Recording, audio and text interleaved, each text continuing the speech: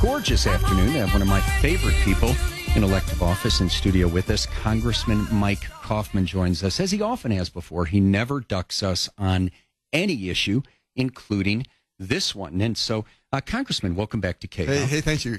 I was driving yesterday on C-470 at 5 o'clock, and you were all talking, and people were calling in, and you were saying, tell us how to advise Mike Coffman on this thing. And so I thought, well, hey, I should be on the show. Yeah. And so we called. Thank you for fitting me in today. No, it's our pleasure. And again, the congressman's staff called and said, hey, he'd love to come on, just set it up. So we did for today. And Brother Craig, I know, is under the weather today. He would love to be here. He is under the weather. But I will channel Craig as best I can as well. Because the reality is, and I make no secret about it, I'm a big fan of yours. And so I think you probably have a lot of people in the audience now just expecting a softball interview on this Obama statement thing.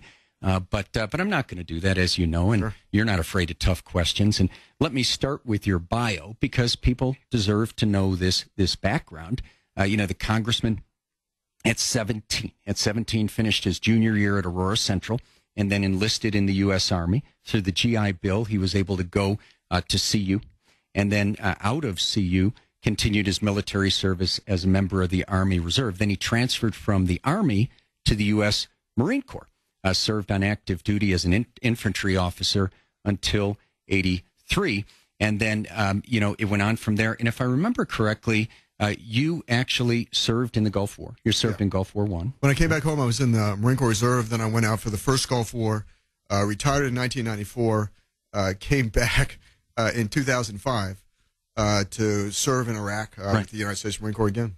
Right, and served in combat in the Gulf War. And then, of course, elected to Congress, 6th Congressional District, and serves on, the House Armed Services Committee, as well as Natural Resources Committee, et cetera. And very highly regarded. He and his wife, Cynthia, are incredibly active in the community. And so that's a great launching point for this, because one of the things that you're known so well for is your discipline. And maybe that's a product of your military background and success. And so, when now this is being labeled a gaffe, and let me play it for folks, for those who didn't hear it, the conversation centers around this statement the congressman made in the course of an appearance out in Elbert County. And this is about a 13-second excerpt. I don't know whether Barack Obama was born in the United States or not. I don't know that. But I do know this, that in his heart, he's not an American. He's just not an American. So you know how they say in Washington, a gaffe is when somebody tells the truth? I know you to be such a highly intelligent guy, such a disciplined guy. Were you just at that moment speaking what was in your heart, and are you now, feeling you need to walk it back for political reasons? To some extent that's true, because I think that when I think Republicans are not talking about jobs in the economy, when we're not on message, I think the other side is winning. But let me put it in context. And the context is that at that event and other events that I've been to, Republican events, people have come up to me and they say, why aren't you taking on the president about him not being born in the United States? Why don't I hear anything from you about that? And it gets really frustrating. And I say, look, I just think that that's a horrible issue for Republicans. And I think that's a victory for every day that we're talking about that is just a victory for the president. And so what I meant to say, and said it very poorly when I was there, was that it doesn't matter whether it is or not. That's just not the issue. That the issue is this. And then I framed it very poorly. Regret that. I don't think you should ever question anybody is not an American at heart. But what I meant to say is obviously if I could say it again, it would be that, don't focus on this issue of whether he was born in the United States or not. Look, in 2008, before the November election, McCain campaign poured efforts into researching this. Hillary Clinton's campaign poured so much effort into this. Yeah. And, the American people, in my view, The American people were the judge and the jury, and they voted him into office. And so, we just need to put that thing to rest. And he's been the president of the United States for over 3 years. He's going to be the president of the United States this November when he's up for re-election. And then if he's re-elected, he will be the president of the United States for 4 more years. We've got to focus on the issues. That's going to determine this election, not focusing on the birther question. And God bless people that do that. I understand their passion. I understand, that they think that if they can prove that he's not, that that's going to change everything. I just, we're over 3 years into this presidency. I mean, at what point do you move on? And so, so bad choice of words there. But then again, I thought this was, a closed door, gathering, and it was off the record. And one thing I've learned in modern technology is nothing's ever off the record. Which is, probably at the end of the day, a good thing. Right. For the American political system that, there's never anything off the record. There's never any, discussion to one group to say something that you're not going to say to everybody, or to one individual that you're not going to say to everybody. And so maybe that's healthy for the political process. I obviously emotionally was carried away and framed things poorly, but it certainly that was my intent to say it doesn't matter, that first part. That's not the issue. That the issue is the differences that we have with this president and his policies. And, delving a bit deeper into this statement, in his heart, he's not an American. And I know how committed you are to this nation. You put your life at risk for this nation in combat. And so I know how concerned you are about national security issues, because I hear you speak to them often and speak very well to them often. And so is this a case where you feel that we have a president who just doesn't have the same positive view of this nation and its people that most Americans across party lines have? Is this a case where you think that he just doesn't share a lot of these common American attitudes? First of all, the night that I think I was called to give a comment, when somebody found it, the quote was defensive and poorly done. I think the comment, I gave an unqualified apology today, written in the Denver Post, as it should be, that, we should never, ever, I think, ascribe the qualities of another American as not being an American at heart based on their views.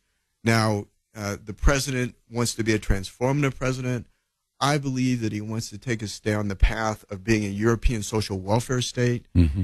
But to ascribe that as un-American is wrong. I mean, and so, I was very, very wrong on that. And to say that my beliefs are American because I'm conservative, and somebody who's not a conservative, like Barack Obama, who wants to take the country down a very different path, that I really disagree with, to ascribe that as un-American is so wrong. And that definitely, absolutely deserves my apology. And Congressman, let's do this, if we would, when we come back from the break. Would like to ask you, as so many people have asked, why didn't you just ride that? Once the statement was made, why not just ride it and then point out all of the things the president has done, from his apology tour around the world to his refusal to recognize America's exceptionalism, and just hit on those issues. So we'll get to that after the break, if we may, sir. Congressman Mike Coffman, kind enough to be with us in studio. We'll have a wide-ranging policy discussion as well, because at the end of the day, it's those policy issues that affect you directly. But, want to get to this and want to get to the statement about the president and get those questions people have had for the congressman on the table. And when we come back, I'll also ask him, about that interview with Channel 9 where they waited for the congressman, and what that experience was like for him and what he thought when he then saw that interview on TV. So all of that after the break. You're with Dan Caplis, Congressman Mike Coffman on KAL.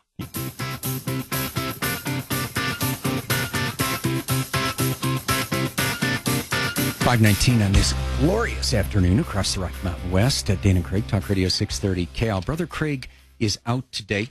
We are really privileged to have Congressman Mike Coffman in studio with us. We have a lot of policy issues to discuss, but of course we're starting with, the congressman's statement about President Obama that he has since apologized for, and I thought very eloquently a few minutes ago explained why he thought this statement that in his heart, he's not an American, was unfair, and appreciate the congressman being here to talk about these things. And Congressman, one thing that, our colleague Pete Boyles in the morning and other folks have thoughtfully suggested is, listen, once that statement was out there, why not just write it? Why not just use it as a platform to elaborate on, all of the actions of the president that seem so contrary to normal American attitudes? His refusal to recognize the exceptionalism of America, his apology tour around the world, and the list goes on and on. So why not take that approach? Well, I think there are two parts to the statement that was. I think the first part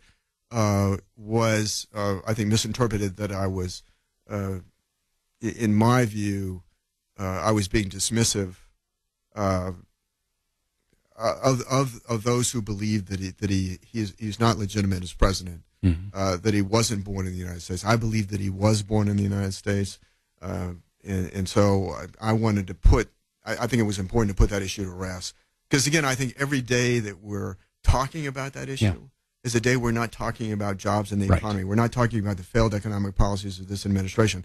I think every day we're talking about whether or not he was born in the United States is a day that is a victory for the president's reelection campaign.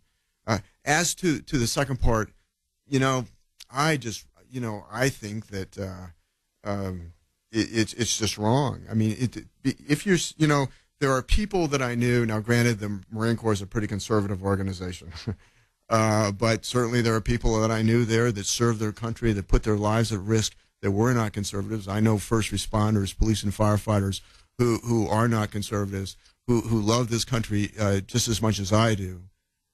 So to say to anybody, to include the President of the United States, that because my policy ideas and the direction that I believe this country should go to is so different than the direction that you believe this country should go to, that therefore that you're not an American at heart, is simply it's just wrong. And I think it was important to, in an unqualified way, that I wrote in the Denver Post to say that. And so, and again, I think because we're off message. I think by discussing these things, we're off message. My goal was to get us on message, to move on past this, and to get back to jobs in the economy, to get back to these failed economic policies of this president and his congressional allies. That's what I think is important for this election. That's what I think is going to win or lose this election. Not saying whether or not he was not raising the issue about whether or not he was born in the United States, or raising the issue about whether or not he is an American at heart. I mean, so it was a bad mistake. I've apologized for it, and I clearly misspoke. And I think that it's if I had to do it over again, I think I would have said that, look, let's move beyond this further question. President was born in the United States, period. Let's just move on, and let's focus on the issues that are going to win this election. And secondly, let's not ascribe this to those who oppose us that they're any less Americans than we are. And then, how are you going to handle it during the campaign? Because the Democrats can't beat you on the issues. That they just can't beat you on the policy positions, because you have the right policy positions. Their policies have been proven to be failures. So they're going to try to make the whole campaign about this. How do you deal with that? Well, probably don't do what I did at Channel 9. Can I play part of that and get your reaction to it? Sure. Yeah, let me play part of that. Here's what the congressman's referring to, because one of the things I wanted to ask you is just knowing you. And again, I've had the privilege of watching the congressman in action a lot, and of speaking at some of the same events he's spoken at, and you've always been so disciplined and so on message that I just wondered what you were thinking as you encountered this Channel 9 reporter outside a fundraiser, and then as you watched the story that was produced from that. So let me play a little bit of it and then get your take on it.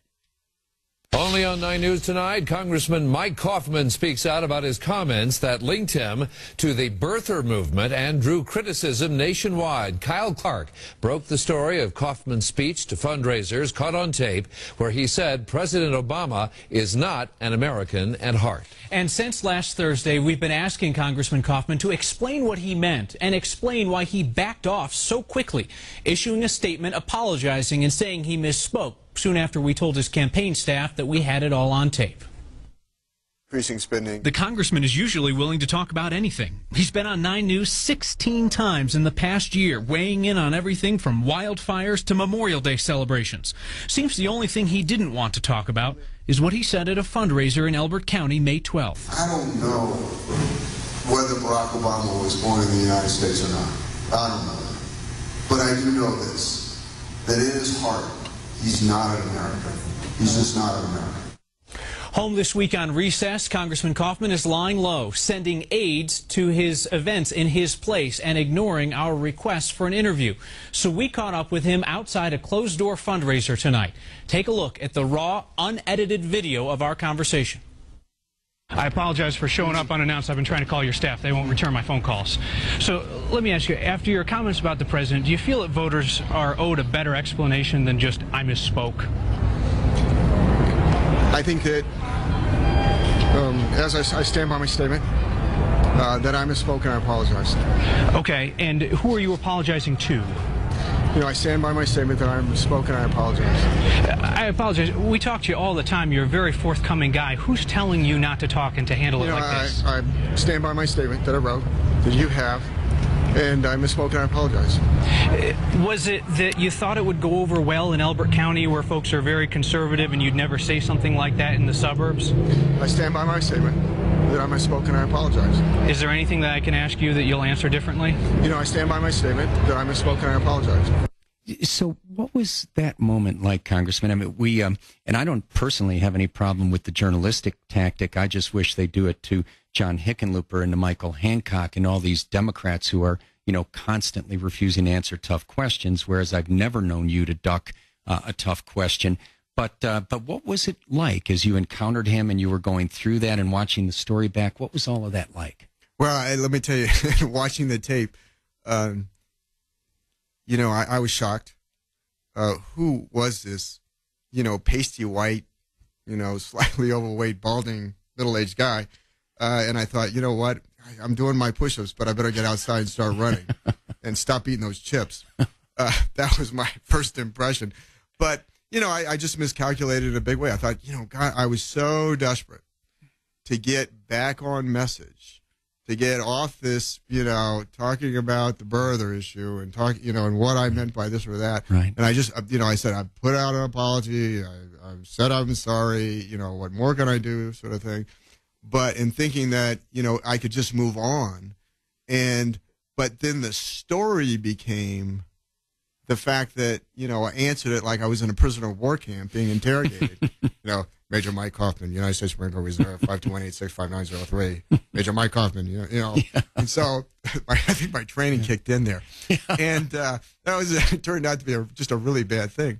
Yeah. And it prolonged the story because then the story became the non-answer that I did. But I bought it on myself. I think what I bought on myself was initially giving, like doing it all over. For doing all over again, I never would have said what I said anyway. The emotions got the best of me, and it was very poorly said, and I regret it. But I think that I've just made things worse. And so I've, thought about it. And then I thought, first thing you need to do when you're sorry, when you apologize, just apologize. don't do, what I did. I'm sorry, but, and have a qualified apology. And I think that in a way aggravated the situation because in a way I was sort of apologizing, but I was sort of defensive about it. And I think if you're wrong, just admit you're wrong. And I did that today in the Denver Post, and I think that was very positive.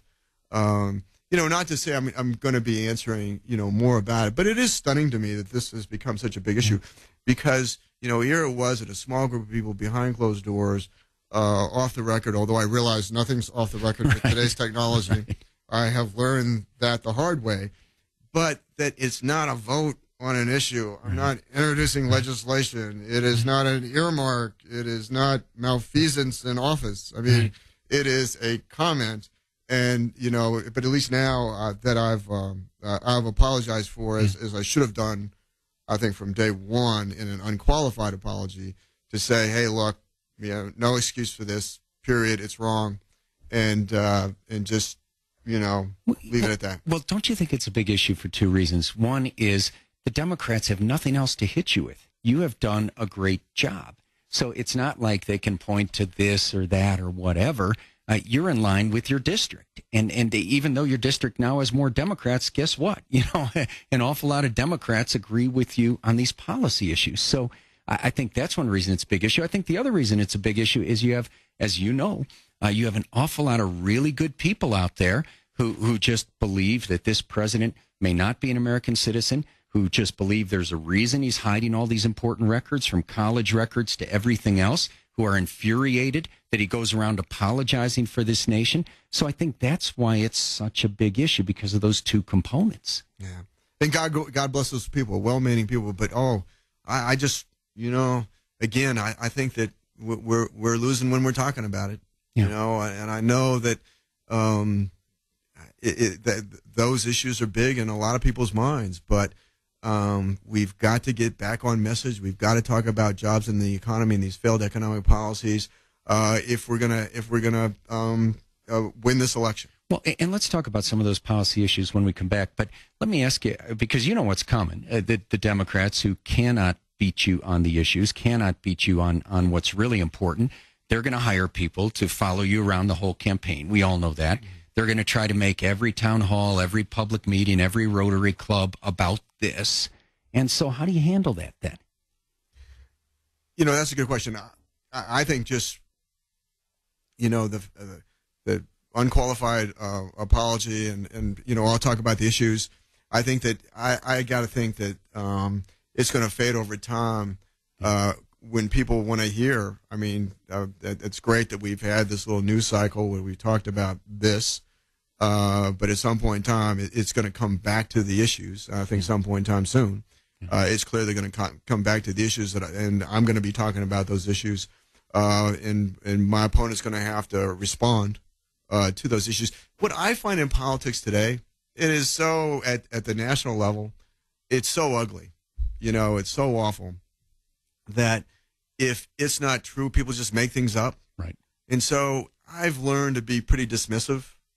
Whereas if you would have asked me when I was in a state elected official, if somebody said something really outrageous, I would get pretty, upset about it, pretty angry about it. But in today's environment, I don't know how the voters make sense of stuff with all these 30-second ads that are so incredibly untrue.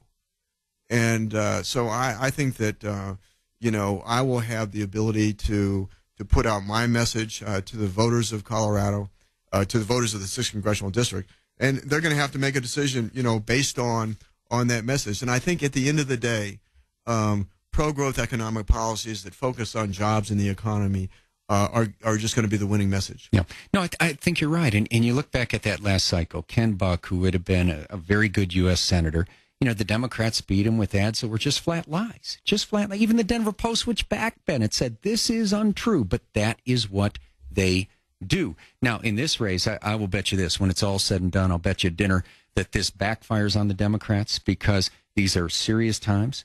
And for them to try to make this race about that statement when people are scared for their jobs and their houses and education for their kids, I think it's going to tick a lot of people off, because people are smart and they care about the things that matter most to them. And this statement is not one of those things. No, I think if they make this the cornerstone of their campaign, which it feels like right now, they're just not going to go far with this. They need to get they need to, if this is their message, I think they've got a real problem. Well, what else do they got? They going to come in and say the stimulus worked? I mean, what else do they have? But hey, can you hang with us? Sure. Okay, beautiful. Congressman Mike Coffman back after the break, and we will also talk about some of these big issues of the day that really do matter to all of us and affect our lives and our kids. Here with Dan and Craig and Congressman Mike Coffman on KHOW. 630 KHOW. On this pretty afternoon, 5:41, you're with Dan Caplis, Brother Craig out today, but Congressman Mike Coffman in the House, and we've been talking, for about the last 40 minutes about his statement regarding President Obama, and if you didn't hear it or hear all of it, it'll be available. Brad Lopez will get it posted, KHOW.com, Caplis and Silverman page.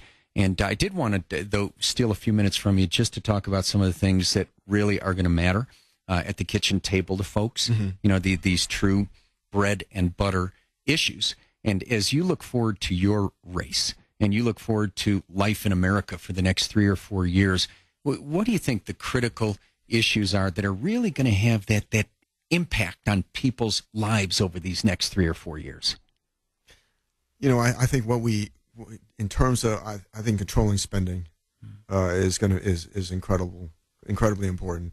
I think doing some kind of regulatory reform as well as tax reform, making sense out of the tax code, making sense out of regulatory policies to where they're not job-killing regulations, to move this economy forward, to create jobs.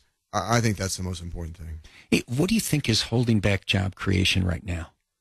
I just think that certainly probably more than tax policy, I think the regulations, it is so, it's creating such a level of uncertainty, and they're so burdensome on so many different industries that I think that it's hurting job growth.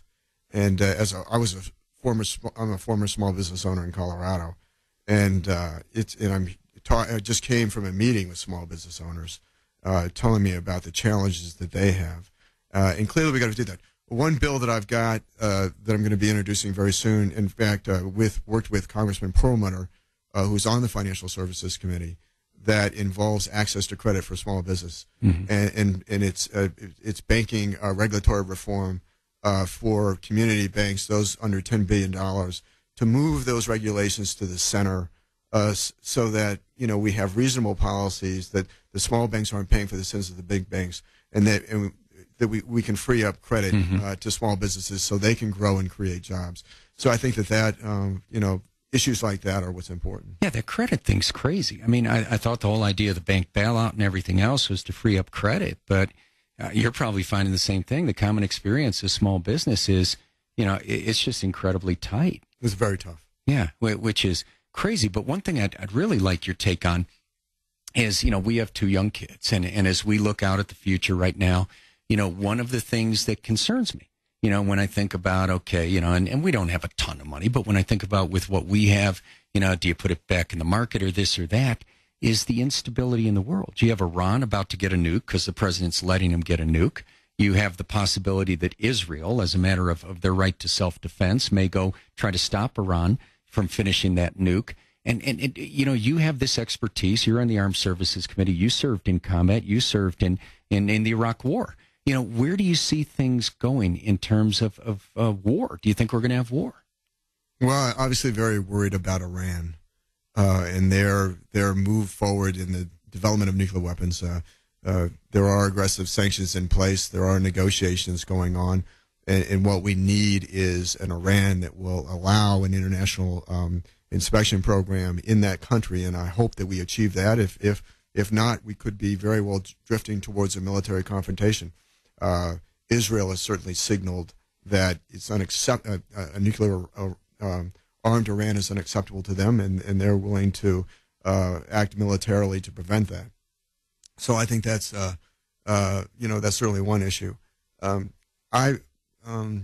So there are some very significant security concerns right now. And let me ask you this, if I may, Sure. Congressman. Can you stay through another break? Sure. Because obviously I'm asking you about the potential for war, over Iran and its nukes. Obviously, in terms of our ongoing war in Afghanistan, I want to get your take on that as well, because I know how carefully you've studied that and how thoughtful you are on it. And I just think, it's so critical in so many different ways. And one of those, of course, is the economic impact on this nation and our personal safety above that. So privileged to have Congressman Mike Coffman in studio.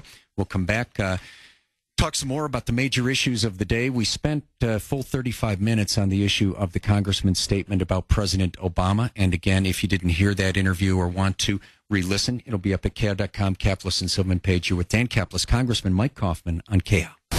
Traffic with Blaine.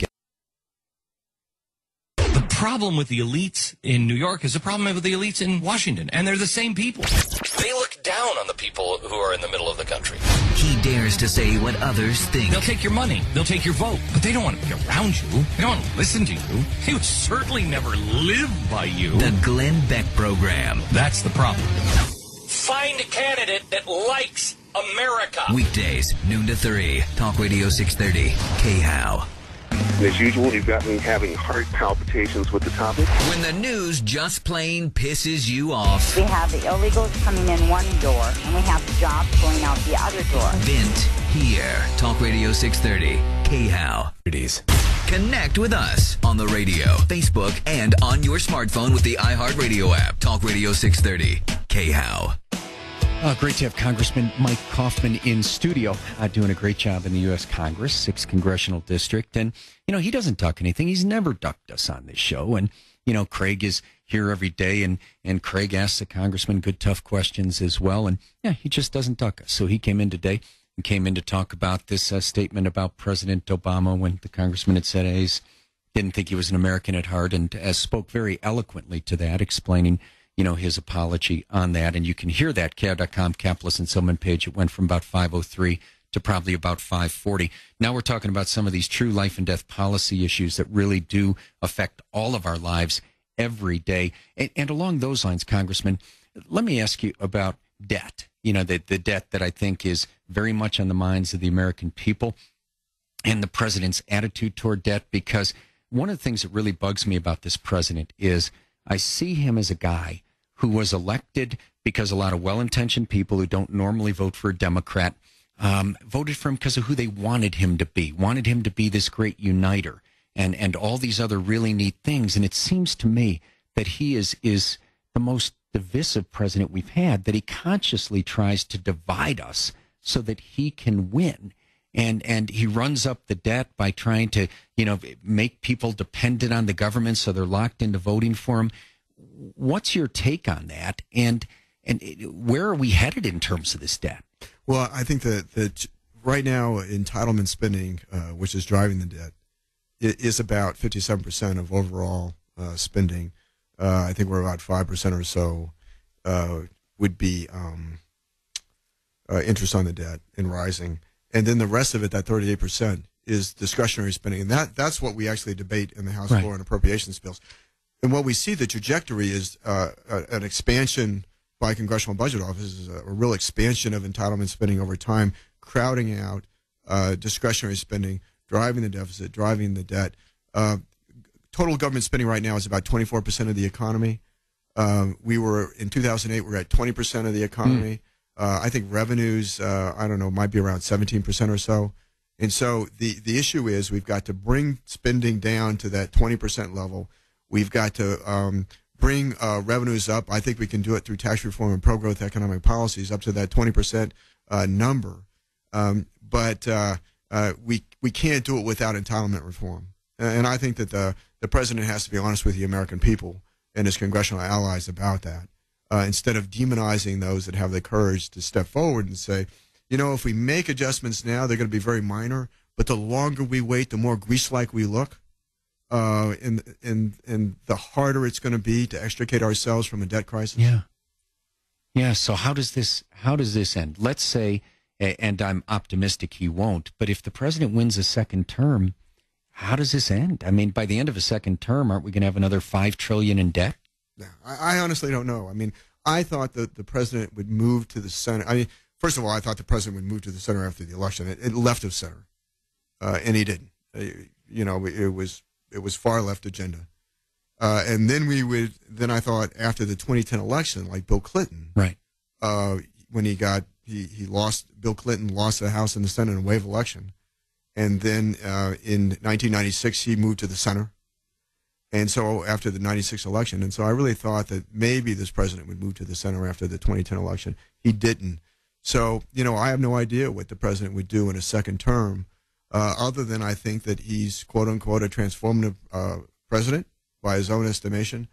I think his view of America is more of a European view that envisions a much bigger role of government, a much larger entitlement state than we have today. Well, it hasn't worked out for Europe, has it? Not too well. No, my goodness. And hey, we've got another minute or two together.